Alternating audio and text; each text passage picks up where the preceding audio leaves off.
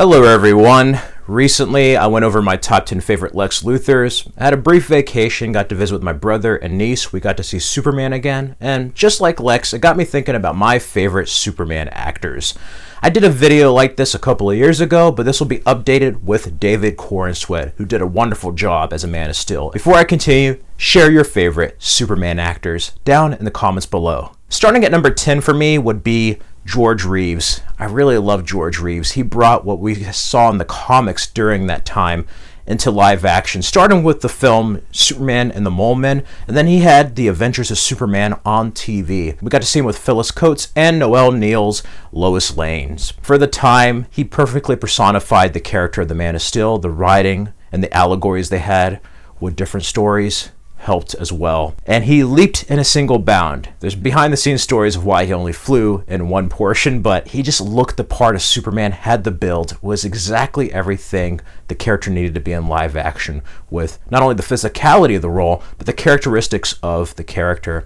He also played a bit more of a mild-mannered reporter, the kind of stoic approach you see later on with Clark, with Dean Cain's portrayal and Henry Cavill's portrayal. You see that starting here with George Reeves. He wasn't the bumbling guy like Christopher Reeve, no. He was just kind of chill.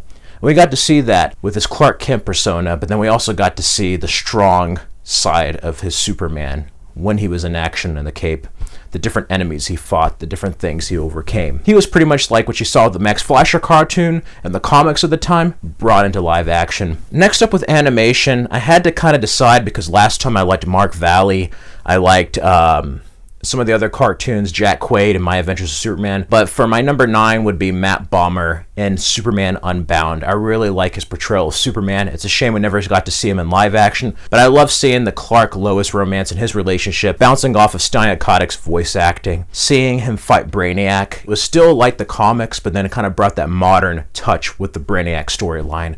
And he fit very much the 21st century style of Superman, while also retaining some of his 20th century characteristics. And I really loved Matt Bomer in the role. Like, he had the certain voice presence needed for the Man of Steel, that air of confidence, of him being sure of himself, but then there's also moments where he is challenged, such as the fight with Brainiac.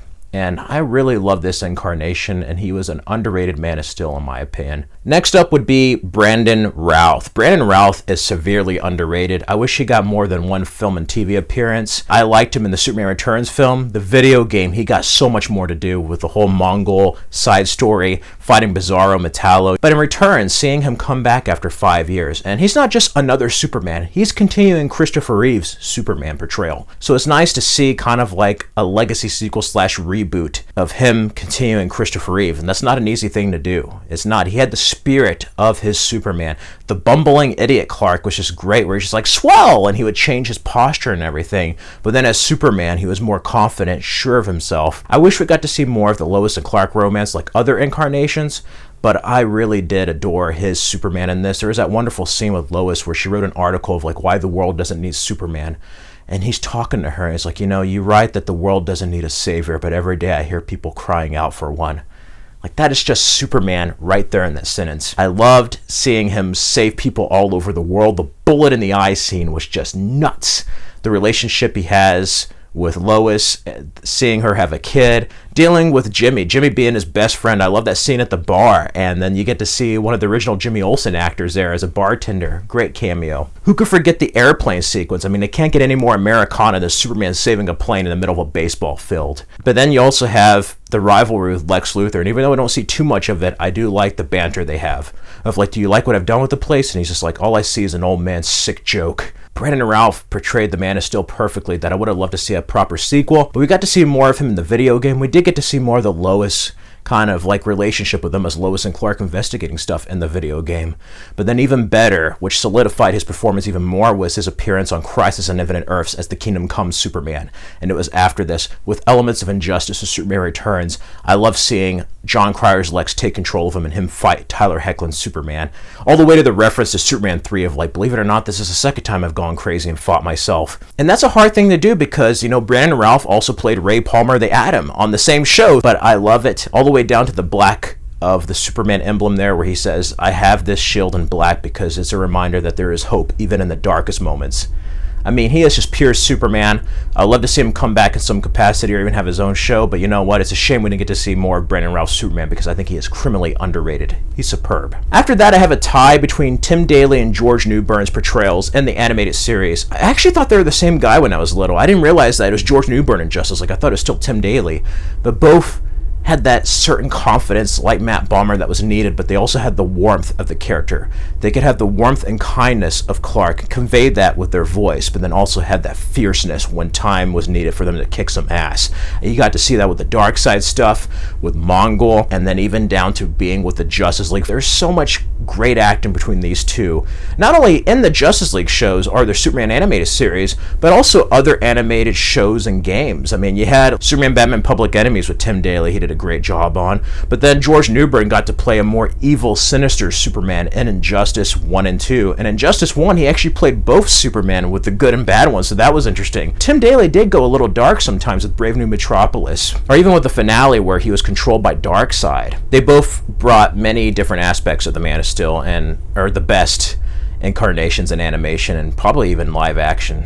After that would be Dean Cain's portrayal as Superman. It's kind of crazy to see like the differences between fiction and reality, but as far as like the 90s Dean Cain as Superman, he pretty much embodied the comic book era of that time, while also kind of going with the rom-com twist that Deborah Joy Levine added with the Lois and Clark relationship. But like George Reeves before, he wasn't some guy who was like bumbling, pretending to be an idiot as Clark Kent. No, he was Clark Kent. There's a wonderful quote he has with Lois where he said, how do you think it felt seeing you pine over Superman and ignore me? And she's like, you are Superman. And he tells Lois, is like, no, Superman is what I do. Clark is who I am.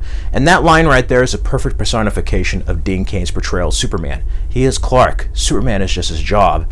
But I like that. I like the disguise with the hair slicked back and then having the hair forward as Clark. The relationship with Lois. What's great about television, films are great. Superman's meant for film, but on TV, you get more time to explore the characters and the world, and they really did a slow build-up between him and Lois. And I actually like seeing that, because we only saw it a little bit in Smallville, but in the TV, they're always separate. This is one of the few times with the comics and cartoon that you actually get to see Lois and Clark working together on something, and then it goes to him being Superman. And then it gets more complex when they are dating.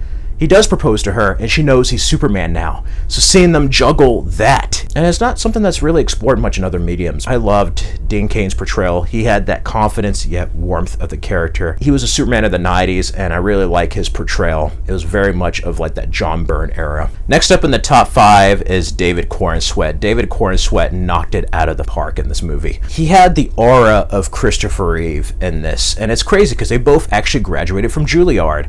I loved him in this role. Next time, they need to give him better hair and a suit.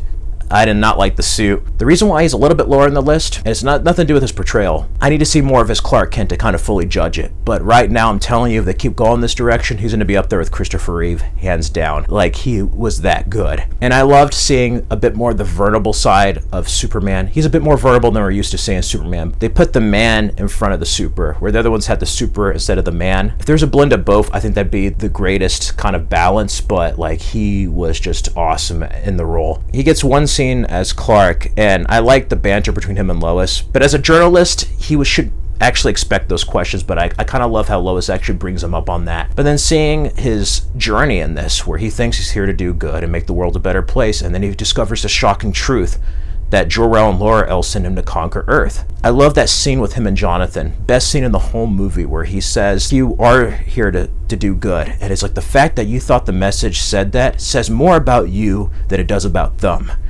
And it shows you the importance. I guess it's kind of like the argument of nature versus nurture. Superman is who he is because of Jonathan and Martha Kent. We get to see those values. You know, Batman, a good juxtaposition of characters. Batman is kind of cynical and feels like the rest of the world is bad because Gotham is bad, where Superman has idealism and hope because he sees that hope in Smallville, and he has a feeling that the rest of the world can be like that. And that is the difference in the dichotomy of the characters, and I love seeing that in this incarnation. Seeing him deal with the dog, but then also how Lex manipulates him. And it's an early Superman where he just lost his first fight. He's been Superman 3 years, so he's more manipulated. But we get to see the growth there and him overcome that as well as the relationship with Lois. Like, just look at the interview scene and then look at the end, and he's already more like he was with the 78 film where Superman's having the interview. He's like that Superman by the end of the film, compared to, say, when he was getting very agitated. And I love the fight he has with Ultraman, and then that one scene with the razors where he has a laser vision. David Corenswet is definitely the new Superman for the Gen Z generation, and if this gets more people reading Superman comics and checking out the previous stuff, then I'm all for it, and I can't wait to see what this guy does.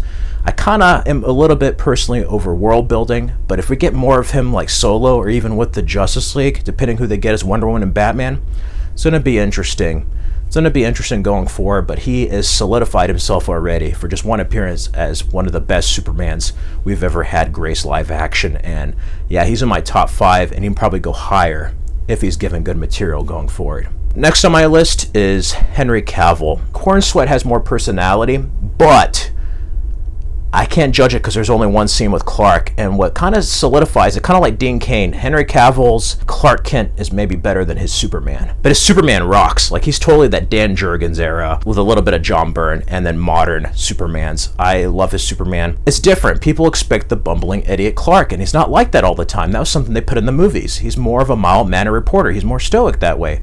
So Henry Cavill pretty much did what Tom Welling did at the beginning, and then George Reeves and Dean Cain. He's more like that. But I like seeing a grounded, real Superman with a first contact story, seeing him deal with that. What would it be like if an alien with godlike powers existed on our world? What would it be like? And it'd be like this. And I think also going with the consequences of how we would treat an individual like that, that was a tough pill to swallow for some, but I liked how Henry Cavill portrayed his character. And I hope one thing that doesn't happen with Cornsweat is kind of what happened with Cavill. They don't get outshined by other heroes being added to the universe. Because I think a lot of the Supermans do better when they just have their own standalone movie and we get to see more of them. But I liked seeing him struggle with his identity, seeing Martha and Jonathan Kent. Jonathan was a little different in this, where he felt like the world wasn't ready. So I have a little bit of a different origin, but then there's also that wonderful scene where he has to come to terms with being an alien. And he's just like, can I just keep pretending I'm your son? And there's a wonderful scene with Jonathan where he's like, you are my son.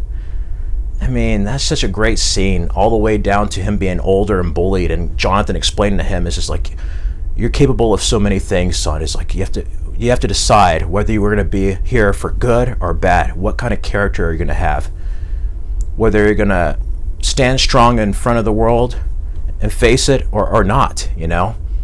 And that's something we see explored in Man of Steel with the first contact story. All the way down to BVS with him living Jonathan's premonitions of how society would treat him, but then also seeing Cavill's Superman overcome that, inspire hope in Batman and Wonder Woman, and then ultimately the world by sacrificing himself.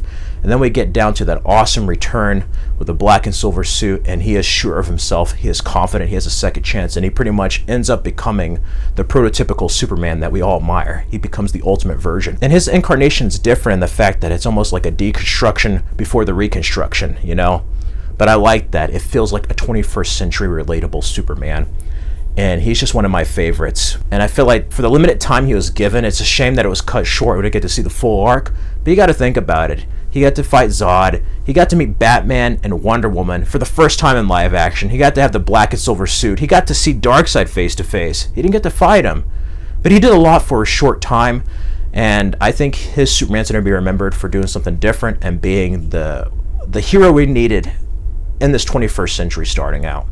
And I can't wait to see the future incarnations and what's inspired from this going forward in comics, games, and film. Next up would be Tom Welling. Tom Welling is one of my all-time favorites. And I know he's not Superman, but guess what? The Kill Bill speech, he was born Kal-El, he was born Superman. He may not have been in the tights, he may not have had the flights, but he definitely was a Man of Steel that got progressively stronger each season. It was great seeing him explore Clark, again like Cavill's, dealing with identity as an alien in high school, and then graduating high school, flunking out of college, losing his father, and dealing with the loss of friends, love interests, and parental figures, to ultimately gaining new allies, finding love, finding a place in the world and the Daily Planet, and then ultimately discovering his purpose as the Man of Steel. He portrayed every aspect of the Man of Steel you see from the comics. He may not have been in the suit, but he embodied the characteristics of Superman, and very much Clark Kent. Even normal Clark that's more stoic, and then he adopted the Christopher Reeve method where he's like, okay, I'm gonna have to like act different and just have like a cover so people don't suspect I'm the same guy. And they got over that. from the Blur years to the Superman years. I like seeing this Clark learn from his mistakes and see what happened with Lex Luthor and learn to like save Tess and trust people more. You got to see him go through growing pains like all of us, and to me, he was the most relatable Superman. Even as Bizarro when he was on Red Kryptonite or played Ultraman, like he was just great as the character. And it's a shame we never got to see him in a film, but even though he's not in the tights, he's only in the flights for a little bit, he still is one of my favorite Men of Steel. Next is Tyler Hoechlin. Tyler Hoechlin actually went way up on my list. He was like a 7 or 8 in the last one. Part of that is because I just saw the entirety of Superman and Lois. He embodied the characteristics of Superman, and he is the best with Christopher Reeve, seriously. It's the perfect blend of like the lighter approach, campy approach, and the dark and serious approach that's epic, and they put it together to where it is like the late 80s, 90s comics and a little bit of the 2000s. Like he embodied everything you love about the character from previous mediums, and then they rolled it all into one and made it their own. This is, even though it's the same actors, it's not part of the Arrowverse as far as Melissa Benoist's Supergirl universe. You have different actors. But you also get to see Clark in an area they teased out in Superman Returns and Lois and Clark. You get to see him as a father with 2 teenage sons who are also discovering their abilities. You get to see him lose his job at the beginning, his mom die, having him move back to Smallville, who's dealing with like a post-recession America. So you get to see him try to fix all these things and deal with new threats, finding out he has a stepbrother with Mon-El, who's like the Eradicator. Seeing John Henry Irons in that other universe where he was married to Lois and Superman was the one that killed Lois.